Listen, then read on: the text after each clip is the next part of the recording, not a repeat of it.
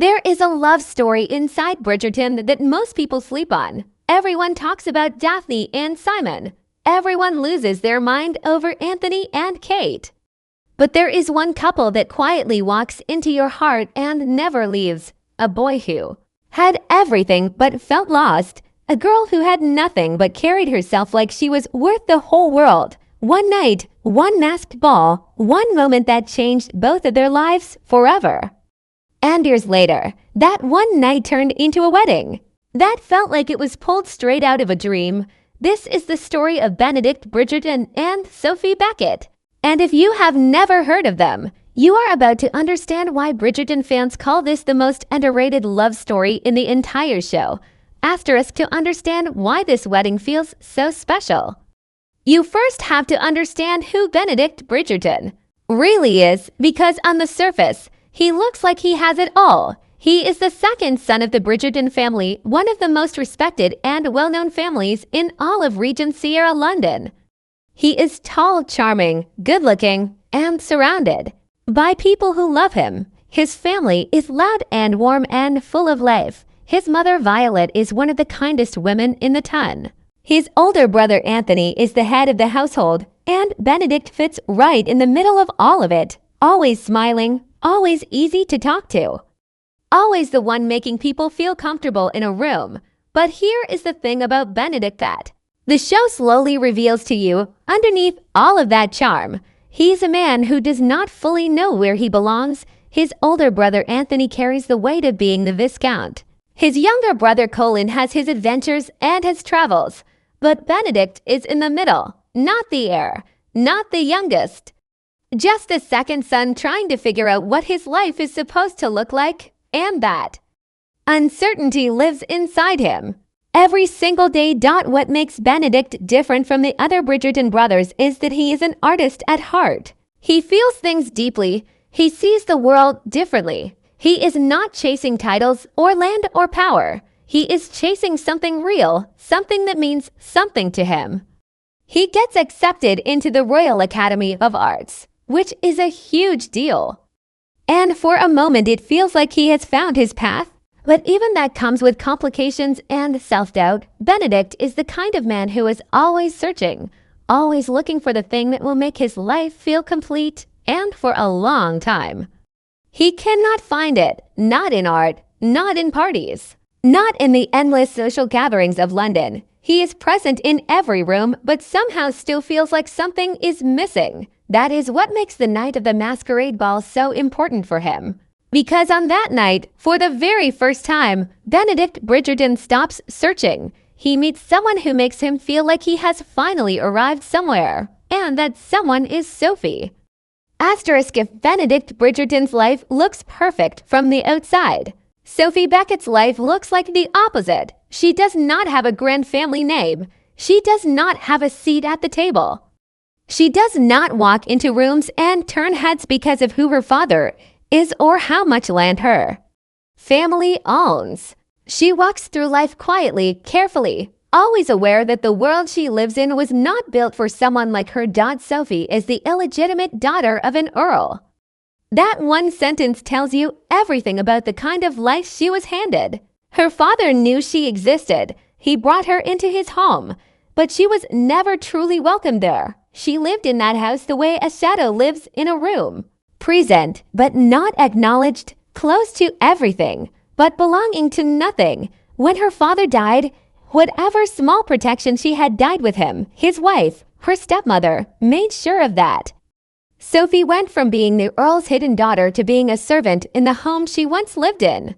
She went from sitting at the edges of a life that was almost hers to scrubbing floors and taking orders from people who looked right through her. And yet, here is what the show makes absolutely clear about Sophie Beckett. She never became bitter. She never let that life hollow her out. There is a kind of quiet strength in Sophie that is honestly rare to find in any character, not just in Bridgerton, but in storytelling in general. She knows exactly what kind of world she is living in. She knows what society thinks of a woman like her. She knows the rules. She knows her place according to everyone around her, and she chooses every single day to hold onto her dignity anyway. Not loudly, not with grand speeches or dramatic declarations, just quietly, steadily, in the way she carries herself, in the way she speaks, in the way she refuses to let anyone make her feel like she is less than what she is. That is the Sophie Beckett that Benedict meets on the night of the masquerade ball. She is not supposed to be there. She borrows a gown and a mask and she sneaks into a world that was never meant to let her in. Not because she is chasing something, not because she wants to trick anyone. She just wants one night. One single night where she gets to exist in a beautiful place and feel, even for just a few hours, like she belongs somewhere. And in that one stolen night, she meets a man who looks at her like she is the most interesting person in the entire room, not because of her name, not because of her family, just because of her. Just because of who she is when she talks and laughs and pushes back on his charm with a sharpness that clearly catches high 1,000 off guard. Benedict Bridgerton, the man who has been surrounded by people his entire life, meets Sophie Beckett, a woman the world has tried to make invisible. And something shifts in both of them before the night is even over. She leaves before he can find out who she is. She disappears back into her real life, back into the servant quarters, back into a world that has no space for fairy tales. But that night stays with her, and more importantly, it stays with him. Benedict spends years after that ball looking for the woman behind the silver mask, not because he is obsessed, but because in one night, without knowing her name or her history or where she came from, she made him feel more alive than anything else in his carefully comfortable life ever had. That is who Sophie Beckett is before the wedding. A woman who was handed a painful life and chose grace over bitterness. A woman who sneaked into one magical night and accidentally changed the entire direction of her future.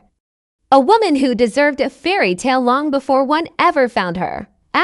Most love stories move fast. Boy meets girl, something sparks. They figure it out. They end up together.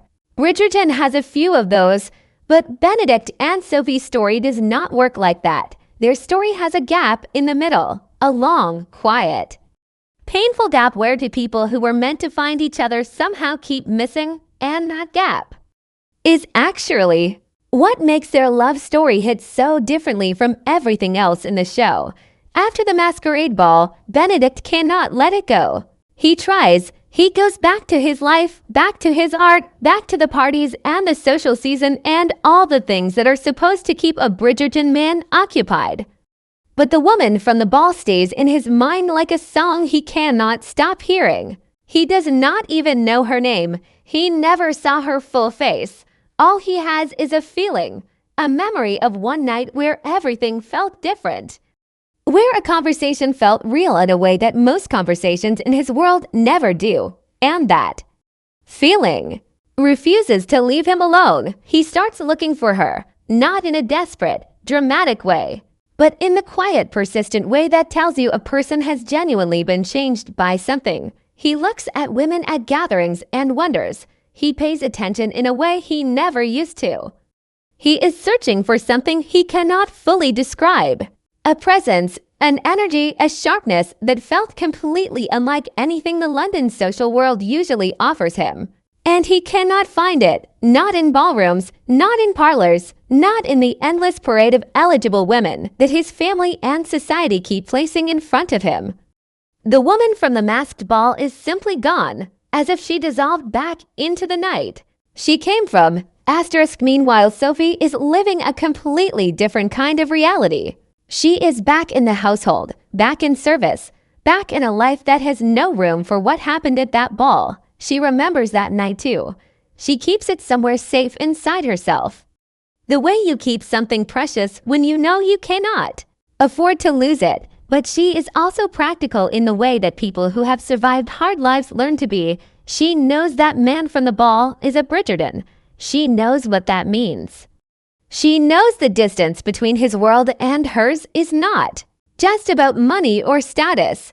It is about the entire structure of the society they both live inside. A society that has very clear ideas about who belongs where and who deserves what. Asterisk, so she keeps living, she keeps working, she keeps being Sophie. Quiet and steady and dignified in a life that keeps trying to shrink her down. And then, in the way that fate works in stories like this one, their paths cross again. Not at a grand event, not at another magical ball with candles and music and masks. They find each other in the most ordinary circumstances possible. And somehow that makes it more powerful, not less, because this time there are no costumes, no borrowed gowns, no masks hiding anyone's face or name or reality. This time, Benedict sees Sophie exactly as she is, a servant, a woman without a title or a fortune or a family name worth anything in his world. And he recognizes her anyway, not immediately, not all at once, but slowly, undeniably, in the way you recognize something your heart already knew before your mind caught up. And this is where the story gets genuinely complicated, because Benedict wanting Sophie is one thing, but the world they live in does not make space for what he wants. The class divide between them is not a small obstacle that a grand romantic gesture can erase. It is a wall built by centuries of rules that society enforces with real consequences. A Bridgerton man cannot simply choose a servant woman and have everyone smile and clap. His family has a reputation his mother has spent years protecting. That reputation, society, is always watching, always ready to talk, always ready to make someone pay for stepping outside the lines that were drawn long before either of them was born. Benedict knows all of this, and he chooses Sophie anyway, not recklessly, not without understanding what it costs, but with the full weight of that choice sitting on his shoulders and still deciding that she is worth it. That one decision, that moment where he looks at everything the world is telling him and decides to listen to something deeper instead, is honestly the most romantic thing about him. Not the searching, not the charm, the choosing, the clear, eyes open, fully aware choosing of a woman that his world keeps telling him he should walk away from. Sophie, on her side, does not make it easy, not because she is playing games, but because she understands the stakes better than he does in some ways. She has lived her whole life on the wrong side of those rules. She knows what happens to people like her when they reach for things that were never meant for them. She is not afraid of loving Benedict. She is afraid of what loving him out loud could cost both of them. She is afraid of being the reason his life gets smaller. She is afraid of hoping for something that feels too much like that one stolen night at the ball. Beautiful and real and completely impossible to keep. That tension between them, his certainty and her fear, his willingness to leap and her need to be sure the ground is actually there, is what carries you through their story all the way to the proposal. And when that proposal finally comes, when Benedict finally finds the words and Sophie finally lets herself believe that this is real and it is hers and she does not have to give it back, it feels completely earned, not like a fairy tale that fell out of the sky, like something to people built through patience and pain and a love that refused to shrink itself down to fit into a world that was not ready for it. Asterisk, there is a moment right before a wedding begins where everything goes still. The music has not started yet. The guests are seated but quiet. The flowers are in place. The candles are lit. The air carries this particular kind of weight that only exists in moments that are about to become memories. That is the moment you need to picture when you think about Benedict and Sophie's wedding day. Because everything that came before, every painful year, every moment where it looked like their story might not make it, all of it collapses into that one still, breathless moment right before it all begins. The Bridgerton estate looks the way it always does in your best dreams about it. There is something about that place that feels like it was designed specifically to hold love stories. The gardens stretch out in every direction, full and green and impossibly beautiful. Flowers are arranged in soft cascading clusters, nothing too rigid, nothing too formal, everything chosen to feel like nature decided to dress up for the occasion. The morning light falls across the estate the way it only does in England when The weather decides to cooperate, warm and golden and gentle. It feels less like a wedding venue and more like a painting that someone loved enough to step inside of. The Bridgerton family fills the space with exactly the kind of energy you would expect from them. They are not a quiet family. They never have been. There is laughter and there are tears, and there are at least 3 separate conversations happening at the same time in different corners of the room. Violet Bridgerton, the mother, the woman who has held this entire family together through loss and change and the relentless pressure of London society, sits in the front with her hands folded and her eyes already glistening. She has watched her children fall in love one by one, and every single time it does something to her. But Benedict's wedding does something specific and particular to her heart because Benedict was always the one she worried about quietly. Not loudly the way she worried about Anthony and his responsibilities. Quietly, in the way you worry about the child who is always smiling but you sense is carrying something heavy underneath it. And then there is Benedict, standing at the front, waiting. He is dressed in the kind of way that only a man with genuine taste can pull off, clean and considered without being stiff.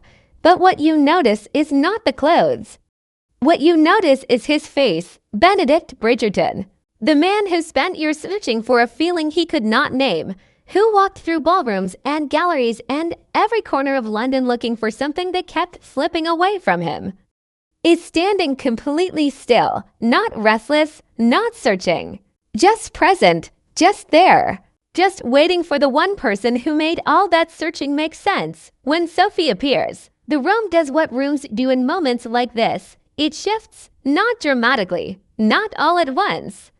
But there is a collective intake of breath, a soft turn of heads, a quiet recognition that something important is happening and everyone in that room is lucky enough to witness it. Sophie walks in carrying herself the way she has always carried herself, with that quiet, unshakable dignity that has been her armor and her identity through every hard season of her life. But today there is something different layered on top of that dignity. Today she is not bracing herself against anything. Today she is not protecting herself from a world that wants to keep her out. Today she is walking towards something fully, openly, without a mask and without borrowed clothes and without a plan to disappear before anyone finds out who she really is. Her gown is everything.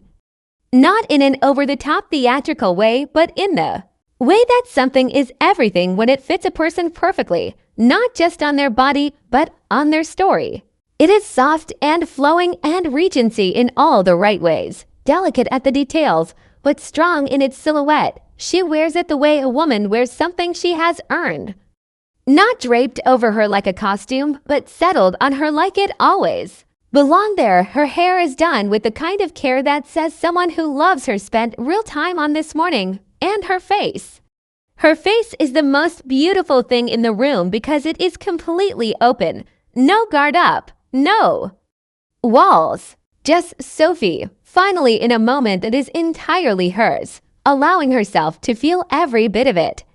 Benedict watches her walk toward him and something moves across his face that is very hard to put into words. It is not just love, though it is absolutely that. It is recognition, the deep settling kind of recognition that happens when something you have been reaching toward finally arrives close enough to touch. He has seen Sophie in hard moments. He has seen her in the life that tried to make her small. He has seen her push back and hold on and choose grace when bitterness would have been so much easier.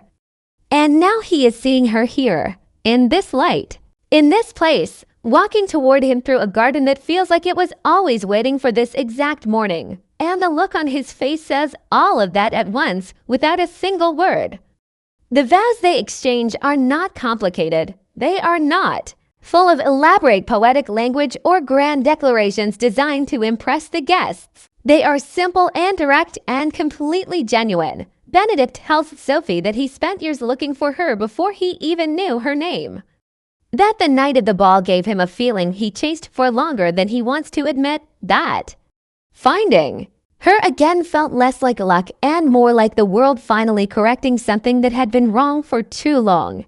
He tells her that he does not care what society thinks about where she came from or what her name means to people who measure worth by those things. He tells her that he knows exactly who she is.